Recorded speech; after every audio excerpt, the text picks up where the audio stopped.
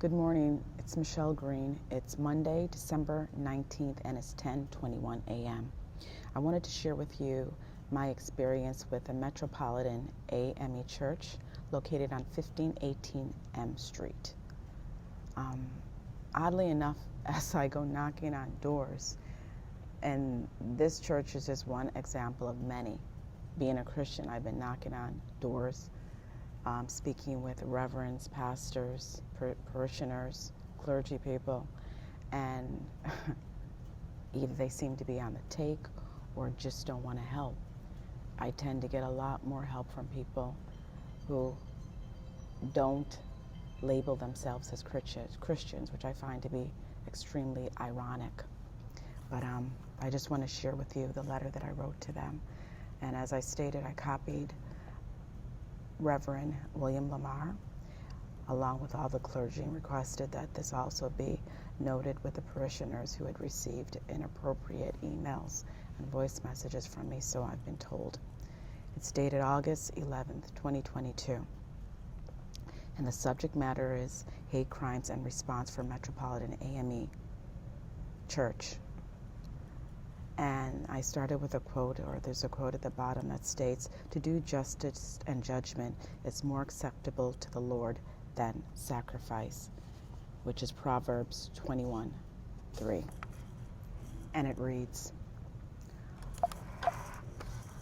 on Sunday, August 7th, 2022, I met after church services with Reverend Bonner, who advised me that emails and voicemails were sent out to numerous Metropolitan AME Church clergy and parishioners. He also advised that the emails and voice messages were highly inappropriate. He did agree to provide me a copy of the bulk email sent to many, but he would redact the email recipients' names, which I had no problem with. The Reverend Bonner went on to explain that these communications left a sour note with the clergy and church parishioners, who all agreed to not move forward in further assisting me due to these communications. As I have always stated, from well over a year ago to present, my crimes are sophisticated and complex cyber and hate crimes, which has been occurring for many years, with the continued refusal by numerous police advising me that I must serve and protect myself, quote unquote. This is the reason why Metropolitan AME Church received inappropriate emails, because I do not have control of anything related to my electronics or funds. For the record, I never forwarded any inappropriate emails, and I only included the Reverends Lamar and Bonner on the emails which I sent. Reverend Bonner may not have had the opportunity to effectively or fully explain the crimes which I have been single-handedly fighting with government spyware found to be on my equipment, along with my voice being cloned with inappropriate messages left for others, such as I was told was done to selected Metropolitan AME Church clergy and or other members. My question is, why would I come for help and bite the hand that was supposedly going to connect me with someone who could truly help? Frankly, I was reluctant to come to the church and ask for help because the last time I spoke with Reverend Lamar, which was over a year ago, he advised me that my issue required prayer, which he then kindly prayed for me. My offer for assistance in connecting with any organization or an activist was declined without explanation. I only reached out because I thought he might have a change of heart if I had the opportunity to speak with him in person. However, the church had Reverend Bonner direct me to the Safe Sisters Circle, which I met with attorney Nell Sylvia Guzman, who is the managing attorney whose expertise in domestic violence, not civil rights, and human rights violations and crimes. Ms. Guzman advised that she would try to assist and reach out to others on my behalf, but she agreed that someone as Ben Crump or other, i.e. the Lawyers Committee for Civil Rights, would be best suited for significant civil rights and human rights violations, which I was aware that the church had a direct line of contact from its Proud Boys lawsuit, which they won.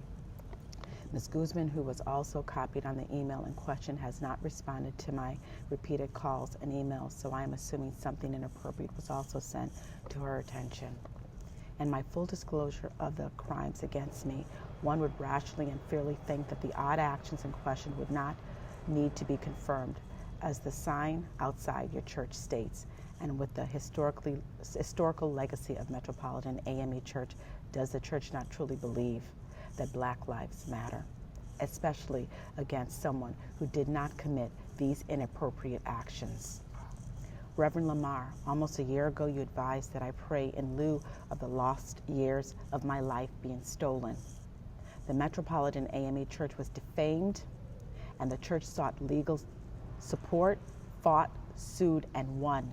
So why must I pray rather than fight to get my life back? I have been degraded, dehumanized, and more, and yet I can get no appropriate help as shared above.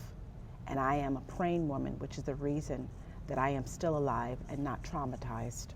The only request I made of the church was to connect me with the Lawyers Committee for Civil Rights, Ben Crump, anyone on that level, to allow them to say yes or no.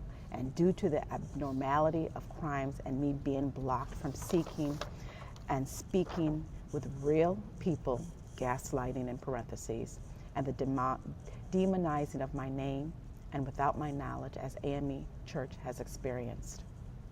In closing, Reverend Lamar, I mean no disrespect. However, I must address your temperament, the way you spoke to me.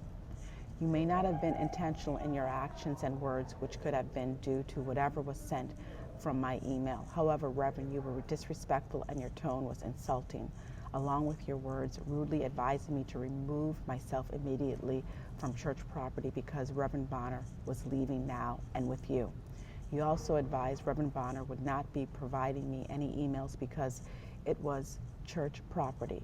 It is regretful to hear that the Metropolitan AME Church has evidence of my hate crimes, cyber crimes, identity theft, harassment, and rather than assist with the willingness of securing evidence for police review, I am dismissed from church property and advised the church will not assist. As discussed, please find a copy of the preservation letter. Thank you in advance for your attention to this matter, and my apologies for the continued email changes due to no control of my cyber crimes. That was the email that I sent to the church. Again, Metropolitan AME Church and its members and its clergy, and to Reverend Lamar.